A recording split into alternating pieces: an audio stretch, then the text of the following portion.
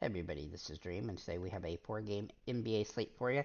Before I get started, can you guys smash that like and subscribe button? It really helps the channel a lot. Really do appreciate it. This slate is pretty interesting as we have just 4 games, and we have several different injuries and some interesting aspects for the slate. So let's go ahead and get into it. For the Grizzlies, Smart, Rose, Kennard are all out, and Biombo is questionable. Morant is back. So John Morant is back for his first game of the season against the Pelicans. For the Pelicans, Marshall is questionable.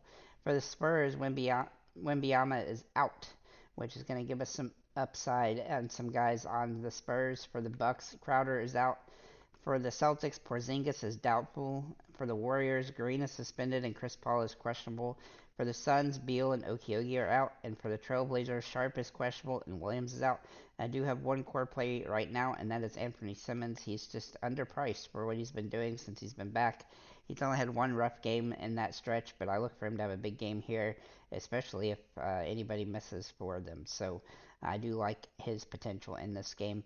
Let's go ahead and look at Giannis here. Giannis is going to be a popular play, assuming we can find some more value. He has played very well lately. He's had a couple off games, but he's got to have all sorts of upside in this matchup. And without Wemby playing, he's going to have all sorts of there's just going to be no defense that can slow him down at all. So I think he's in a great spot here. Looking at Damian Lillard, he's also played really well lately. He has some nice upside at this price point. His price has come down some. He is doing better with, sharing with Giannis, and they're both doing very well fantasy-wise as a result. It took a little while, but now that they've got it in pretty good shape, so I really like his potential in this game, especially in a faster-paced game. However, there is some risk here as it could end up, being a little bit of a lopsided game. Then we're going to look at Anthony Simmons. Now, Simmons has been, he's just literally underpriced today for what he's been doing lately.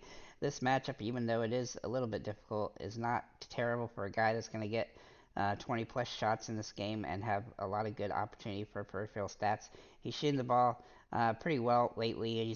He also has likelihood of hitting several threes, so he has some good upside in this price point. And if we look at his games, even the last game against Golden State, where he didn't shoot the ball very well from three, he still managed 38 fantasy points, which is still what he needs for this game to 5x. So he's a great option on the slate. He's just underpriced in general. Then we'll look at Nurkic here for the Phoenix Suns. Now he's been on a tear lately, especially with at least one of the big three out. He seems to have a bigger usage if all three of them play. He definitely has a little bit less, but he's getting a lot of opportunity here. He's gonna get a lot, he's been rebounding the ball very well with 4 straight double doubles. Double digit rebound games. Excuse me. The only real, his price has come up a little bit, but he's just been playing very well, and so I do like his potential in this game, especially in a plus matchup against the Trailblazers. Then we'll look at Keldon Johnson, who's played extremely well without Wemby, and he has some really good upside here.